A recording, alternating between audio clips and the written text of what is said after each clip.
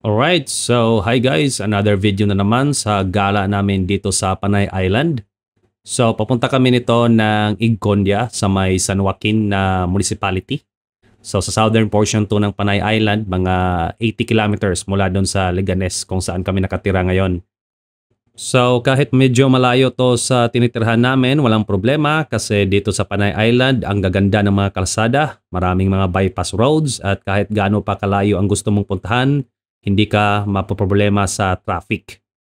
Dito talaga sa San Joaquin kami naliligo kasi kahit hindi white sand yung mga beaches dito pero kita nyo naman sa video, napakaganda ng dagat at napakalinis pa.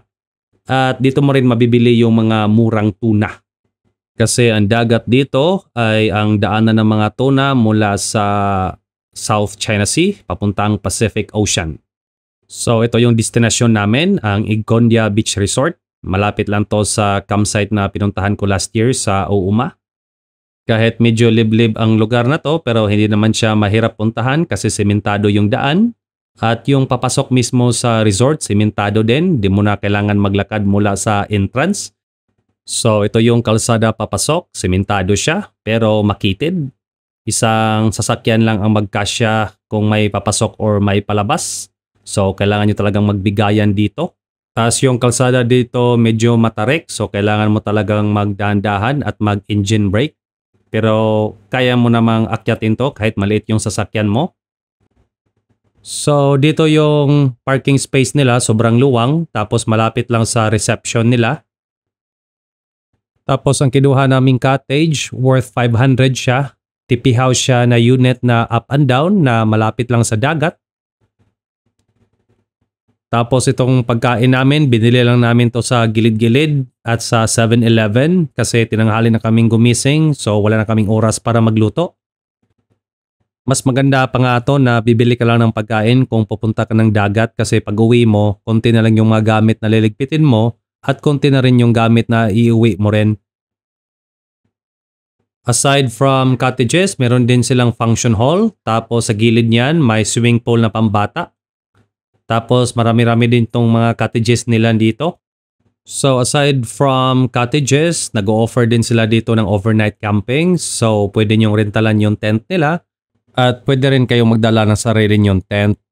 So ito si Bella, kinukuha na yung floater niya kasi gusto na daw niyang maligo sa dagat kahit mainit pa.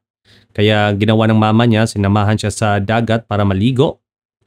At ito talaga yung nagustuhan namin dito sa may San Joaquin kasi kahit hindi white sand yung mga beaches dito pero ang dagat ay sobrang linis at sobrang linaw. Tapos napakahaba pa ng coastline nila so pwede kang maglakad-lakad dito at ma-enjoy yung sunset. At dahil may pool din sila dito so sinubukan namin so dinala ko si Bella. So si Bella lang ang nag-enjoy sa pool na to kasi pangbata lang to na pool so sobrang babaw. Tapos pagkahapon since di na masyadong mainit yung dagat so napagdesisyonan namin na maglakad-lakad muna dito sa may coastline. So since katabi lang ng Igcondia yung campsite ng Uuma so since di pa nakapunta si Mrs. Don so napagdesisyonan namin na puntahan siya para makita niya ng personal. So habang naglalakad kami, nakita namin tong mga pump boat na ginagamit sa paghuli ng tuna. So dito sila nakapark. Nung di pa nakapunta si Mrs. dito, ilang beses ko siyang niyaya na mag-overnight camping dito kahit tent man lang. Pero sabi niya ayaw niya daw kasi malayo daw yung lugar baka di daw safe. So nung mapuntahan niya na yung lugar at makita ng personal, pumayag na siya. So siguro sa future babalik kami dito para mag-overnight camping. So, nung madaanan namin yung Uuma, napansin namin na tahimik lang yung lugar, konti lang yung tao. Baka nung time na yun, konti lang ang nag-camping. At dahil nagyaya na naman si Bella na maligo sa dagat, kaya huminto muna kami. So, nagtampisaw muna sila. Ako nasa baybayin lang, nagmuni-muni. So, napakaganda talaga ng lugar na to. Sobrang tahimik. Kaya pag dito ka talaga, malilimutan mo talaga yung mga stress mo sa buhay. At habang naliligo si Mrs., tinuro niya ang dulo ng lugar na to. Sabi niya may isla daw. Gusto daw niyang puntahan. So ang ginawa ko, pinalipad ko yung drone malapit dito at nung makita namin, di pala talaga siya isla kundi dulo pala ng ilog. So paano kami tatawid dyan? So since mas malinaw pa ang tubig dito kasi kita mo yung ilalim, so mas nag-enjoy si Bella na maligo dito. So Nag-swimming kami dito ng mga 1 oras tapos nung medyo inaantok na si Bella, bumalik na kami doon sa Igcondia. So, isa namang beach resort ang mai-recommend ko sa inyo. Salamat sa panonood. Maghahanap naman kami ng ibang lugar dito sa Panay Island na pwedeng pagliguan at pwedeng mag-camping.